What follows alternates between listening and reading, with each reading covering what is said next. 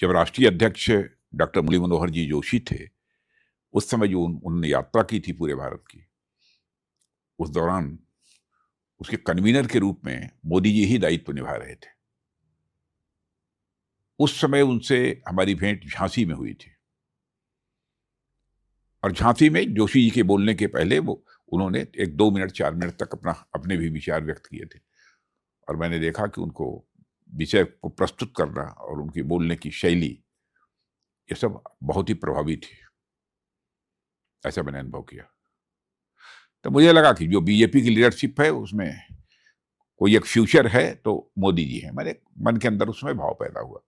2006 से जनवरी से ही मैं राष्ट्रीय अध्यक्ष रहा, तो उस समय तो हमारी भेंट मुलाकात बराबर होती रही है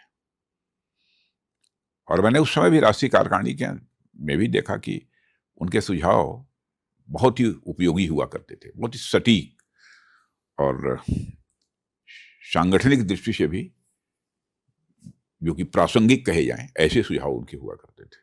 पर्सनल डिसिप्लिन का जहां तक सवाल है, इलेक्शन कैंपेन समाप्त हुआ, समाप्त होने के बाद फिर वो आए हमारे यहाँ, मैं अशोका रोड पर रहता था रेजिडेंस पर। अध्यक्ष जी, आपको अपना रिपोर्ट कार्ड देने आया हूँ, मैंने अपना कैंपेन का काम पूरा कर दिया जो दायित्व आपने दिया था।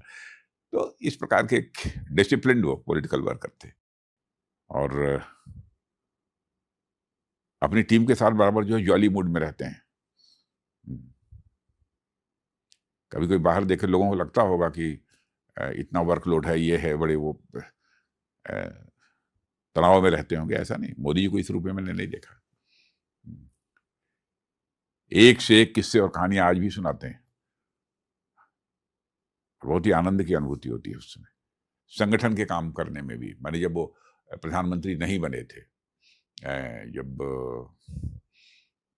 वो प्राइम मिनिस्टर वो इलेक्शन कैंपेन कमेटी के चेयरमैन जब घोषित हुए थे उस समय भी, और फिर बाद में प्राइम मिनिस्ट्रियल कैंडिडेट घोषित हो जाने के बाद लगभग देश के 17-18 राज्यों में हमारा उनका साथी दौरा हुआ था। तो उस समय भी इलेक्शन कैंपेन को कैसे आगे बढ़ाना, क्या करना, इसमें तरह-तरह के सुझाव दिया करते थे जो कि वास्तव में कैंपेन को प्रभावी और सफल बनाने की दृष्टि से बहुत ही उपयोगी थे। जब मुझे बाद में मालूम हुआ कि उन्होंने कई विदेश यात्राएं पहले ही कर ली हैं, मैंने मुख्यमंत्री वगैरह बनने के पहले ही जब संगठन की जिम्मेदारी निभा रहे थे उस समय भी मैंने समाज को समझने की, केवल अपने देश समाज के को समझने की नहीं, बल्कि पूरा विश्व को समझने की एक उनके मन के अंदर हैंकरिंग जिसे कहते हैं, ललक, मुझे लगता है कि बचपन से ही रही है उनके अंदर। फिर दुनिया के कई देशों का बहुत पहले ही उन्होंने दौरा किया है एक सामान्य व्यक्ति के रूप में, और उन देशों को, उस देश में रहने वाले लोगों को समझने की उन्होंने कोशिश की है। चैलेंजेस से कभी घबराते हुए उन्हें मैंने कभी नहीं देखा है। मुझे लगता है कि उनके ऊपर दैवीय कृपा है और ये क्षमता ऐसे नहीं आती है बिना ईश्वर की कृपा से। घबराते हुए और डरते हुए मैंने कभी नहीं देखा ना। काल्पनिक क्षमता की भी अद्भुत धनी है, संवेदनशील भी उतने ही है। मैंने देखा तुरंत कोई ऐसी घटना हुई, आंखों में आंसू आ जाते हैं, और परिश्रम करने की तो अथक क्षमता परमात्मा ने दे रखी है। बिना दैवीय कृपा के, बिना ईश्वर की कृपा के संभव नहीं होता।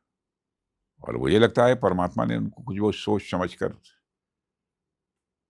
इस धरती पर भेजा है